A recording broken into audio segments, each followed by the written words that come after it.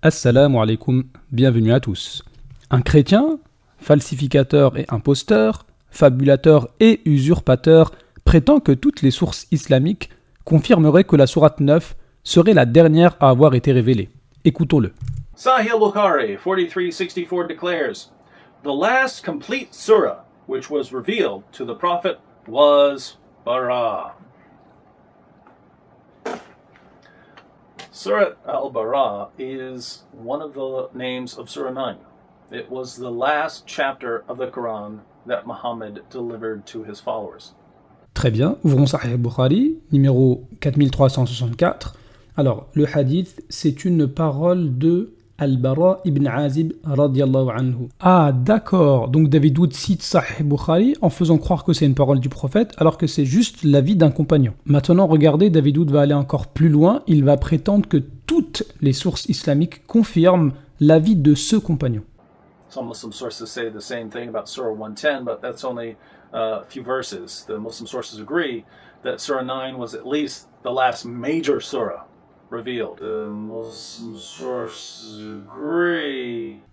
Ok, David Wood prétend que toutes les sources islamiques confirment que la dernière sourate majeure à avoir été révélée, c'est la sourate 9. Eh bien, prenons une source islamique que David Wood cite souvent, Tafsir d'Ibn Kathir, début de la sourate 5, Abdullah ibn Amr, un autre compagnon. Les deux dernières sourates qui furent révélées sont la table et la victoire, c'est-à-dire les sourates 5 et 48.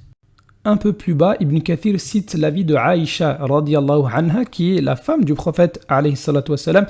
Elle dit concernant la sourate numéro 5, elle est la dernière sourate à être révélée. Ce que vous y trouvez des choses licites, faites-les et abstenez-vous de l'illicite qui y est mentionné. Ainsi, il existe plusieurs avis des compagnons sur la question, et il semble même que ça soit la sourate 5, la dernière sourate majeure à avoir été révélée. David Wood, qui préfère le mensonge à la vérité, a fait preuve d'une trinité d'usurpation. Premièrement, il cite partiellement Al-Bukhari, sans préciser que ce n'est pas une parole prophétique, mais un commentaire d'un compagnon. Deuxièmement, il prétend que c'est ce que disent toutes les sources islamiques, alors qu'on a vu que c'était faux. Et troisièmement, il ne cite pas Ibn Kathir qui le contredit, alors que c'est une source islamique fiable selon lui. David Wood est venu avec la sourate 9 qui dit « combattez », un verset qu'il a mal expliqué. Mais David Wood va être repris par la sourate 5 qui dit « pardonnez », un verset qu'il n'a jamais cité.